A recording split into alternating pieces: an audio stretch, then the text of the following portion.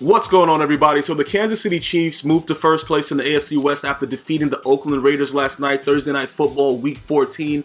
And there's a lot of things I took away from this game. Number one, Derek Carr is not going to be the MVP. His name was being brought up a lot in conversation because they were able to come back several times in big games and win it. The defense did a lot of things to help them win this game, but they just couldn't punch it in.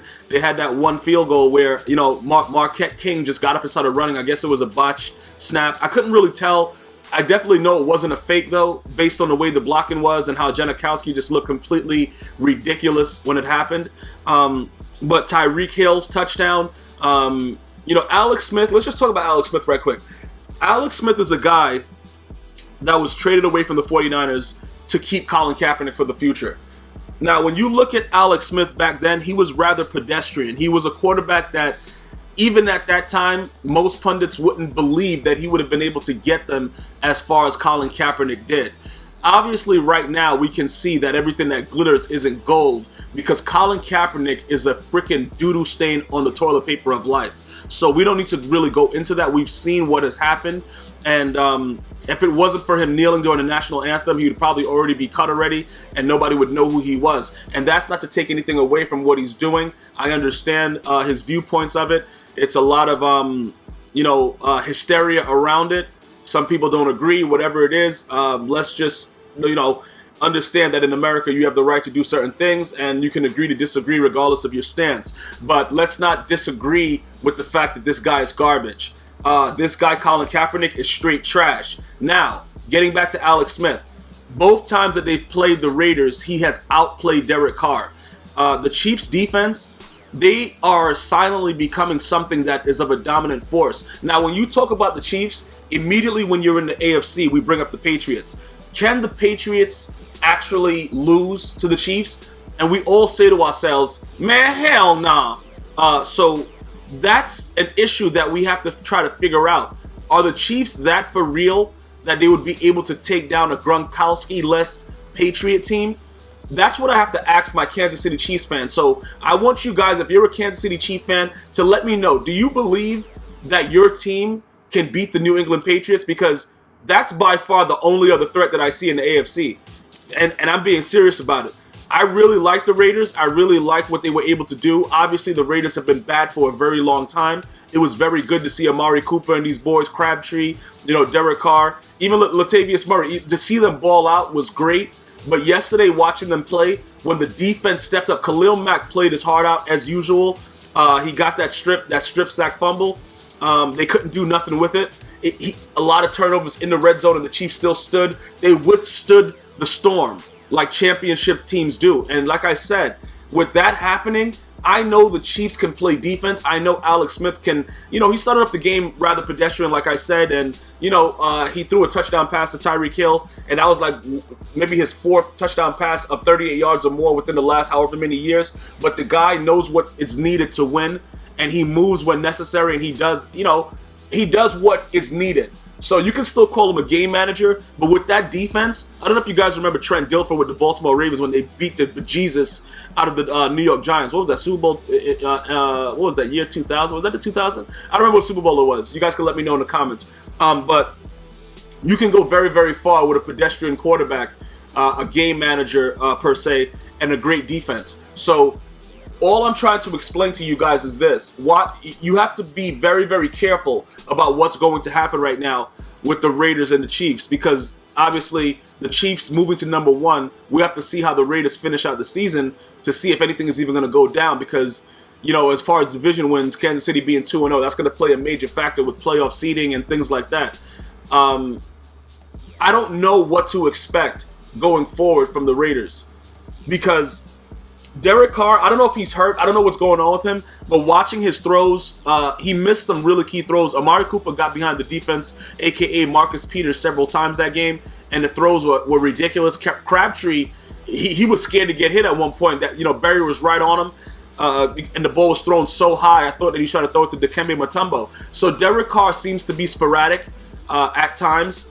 And I don't know if that's because it was, different weather. It was very, very cold last night. You saw he was like a little frosty if he wasn't ready for the game.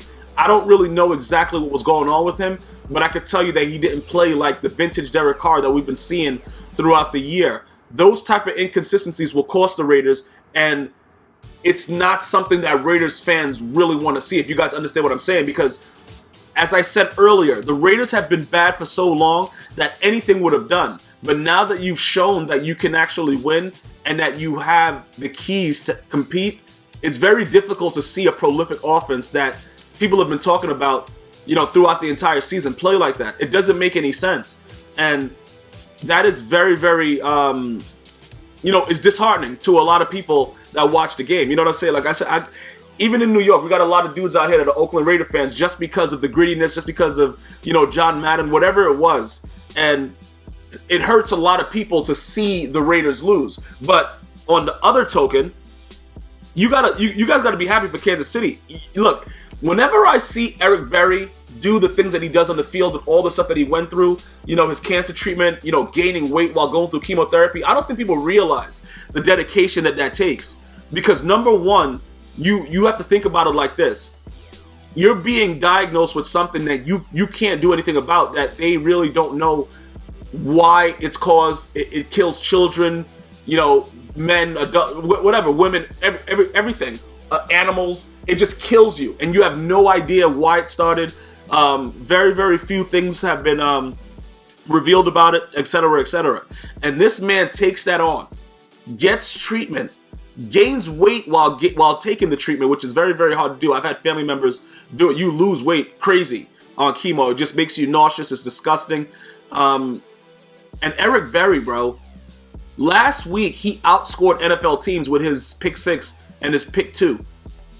And the man is playing like he's I'm just very, very happy to see that happen. And it just shows you that certain individuals are stronger than others. Like we're not all made the same, because this dude is straight up balling. And if he can actually keep that team playing the way that they're playing right now, I don't want to play Kansas City. I'm gonna be honest with you. Look, what do you want me to do, guys? I don't know what else to say. I watched them shut down a prolific offense in the red zone several times in this game. Like, they couldn't move the ball. It was, I don't know what the hell's going on. And like I said, I can't really decide whether it was just too cold for Carr, or his hand was messed up, his footing was off, he was throwing the ball awkwardly across his body, he grimaced a lot as if he was in pain. I'm not, and I don't want to go crazy on him, because I don't know if he's going through some type of injury that I don't know about. But at the same time, there's no excuse. If you're on the field, we expect you to play. We expect you to give everything that you have. It was very, very disgusting to see certain throws be overthrown that he usually makes. This guy was a great deep threat thrower throughout the season. You cannot miss Amari Cooper when he beats Marcus Peters, who happens to be, by the way, one of the fastest corners in the league, several times.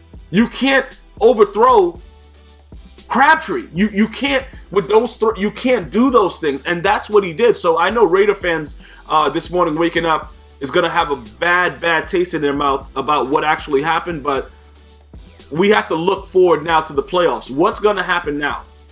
That game is over.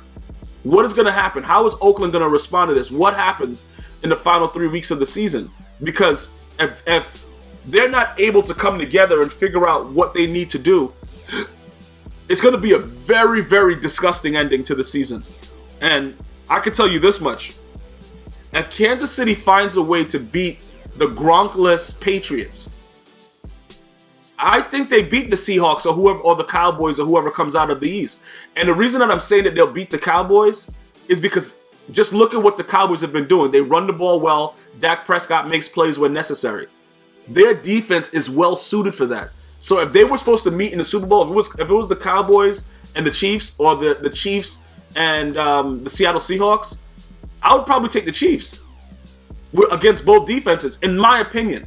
You guys let me know what you're thinking about it, but I'm just telling you that with this type of grittiness that the Chiefs are playing with, it has to be recognized, guys. It has to be recognized. And looking at the AFC, the Broncos, I don't think is going to be a factor. I think it's still you're going to have to go through New England.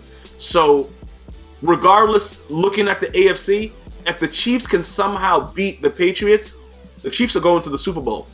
Let me know your thoughts on this. Until next time, one love.